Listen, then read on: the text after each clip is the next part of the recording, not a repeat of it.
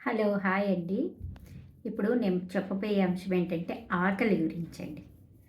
ఆకలి అనేదండి ఇప్పుడు మానవ శరీరం అనేది ఆహారం లేకుండా తనంతట తను శక్తివంతంగా 5 రోజుల వరకు ఉండగలదండి.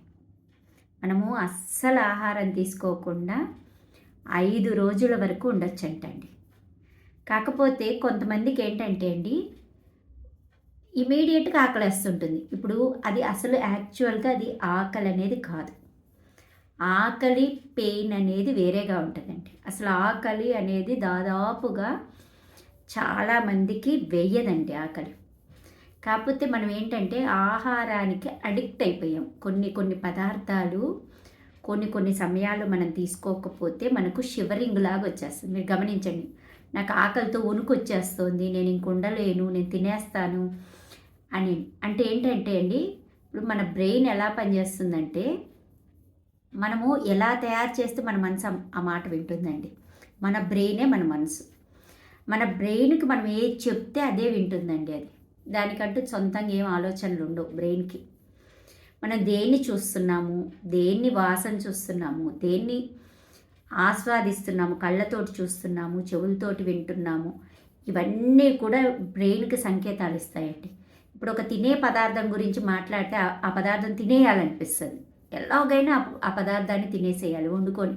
నేను కూడా అండి కొన్నిసార్లు ఏదైనా ఒక ఐటెం ఉంటుంది కదా! ఆ ఐటెం తినాలనిపిస్తే అది ఖచ్చితంగా వండుకొని తినేస్తానండి. ఎలాగైనా కొనేసి ఆ వస్తువులన్నీ కొనేసి వండుకొని తినేస్తాను. నాకు ఒకసారి అనిపించింది, ఇలా ఎందుకు తిన్నా నేను అని. అంటే నాకు అది తినాలి అని ఒక కోరిక పుట్టగానే దానికోసం నేను అన్ని ఏర్పాట్లు చేసుకొని ఆ వంటకు తగ్గవన్నీ కొనుక్కొని దాన్ని తిన్న తర్వాత నాకు తృప్తి అనిపించింది. అంటే మనము ఎంత అడిక్ట్ అయిపోతున్నామంటే నిజంగా అండి తిండికి. అది ఈ మధ్య సెల్లులో అన్ని వంటలే అండి. ఎవరైనా ఇష్టంగా చూసేది, తృప్తిగా చూసేది వంటలే కదా! ఎక్కువ మటుకు హిట్ అయ్యేది కూడా వంటలే. అంటే దాన్ని చూడగానే దాని మీద కోరిక పుడుతుందండి. మన భగవంతుడు ఎలా పెట్టాడంటే మానవ శరీరాన్ని అన్నిటితో లింక్ అండి మెదడుకి. కళ్ళతోటి, ముక్కుతోటి, అన్నిటితోటి. దానివల్ల వాటి సంకేతాలు పోయి మెదడులో చేరిపోయి మనకు ఆ ఆహారం తింటేనే ఆ ఆలోచన పోతుందన్నమాట. అది జరిగితేనే ఆ ఆలోచన పోతుంది. దాన్ని అడిక్షన్ అంటాం. అంటే ఒక పదార్థము అన్నం పొద్దున్న టిఫిన్ తినాలి, తినకుండా ఉండలేరు. కాఫీ తాగాలి, తాగకపోతే తలనొప్పి వచ్చేస్తుంది.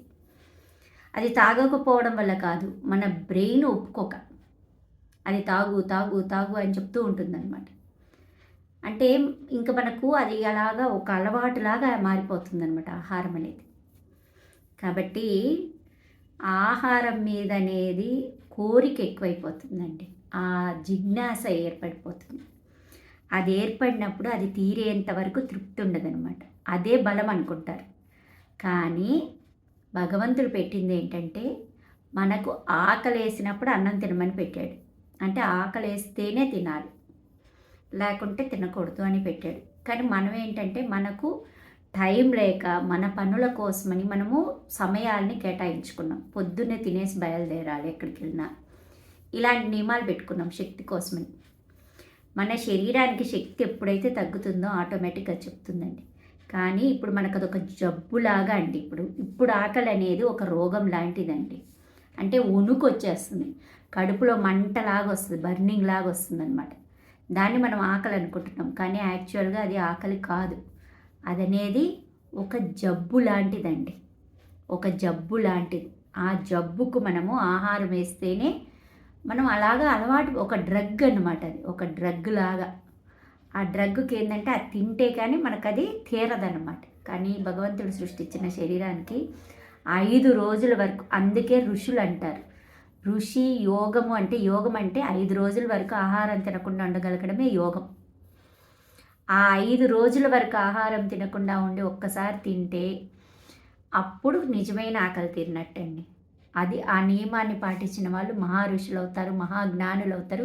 వాళ్ళ మనసు మీద ఒక పట్టును సాధించారు అని అంటాం. ఇదే భగవద్గీతలో ఉంది. ఇదే గరుడ పురాణంలో కూడా ఉందండి. నేను చదివాను, 2 చదివాను. భగవద్గీత చదివాను, గరుడ పురాణం. ఆ రెండిట్లో ఇదే ఇచ్చున్నారండి. ఆహారం మీద జిజ్ఞాస అనేది లేకుండా ఉంటే యోగం సిద్ధిస్తుంది. ఆ యోగం నుంచి మనకు మంచి ఆలోచనలు వస్తాయి.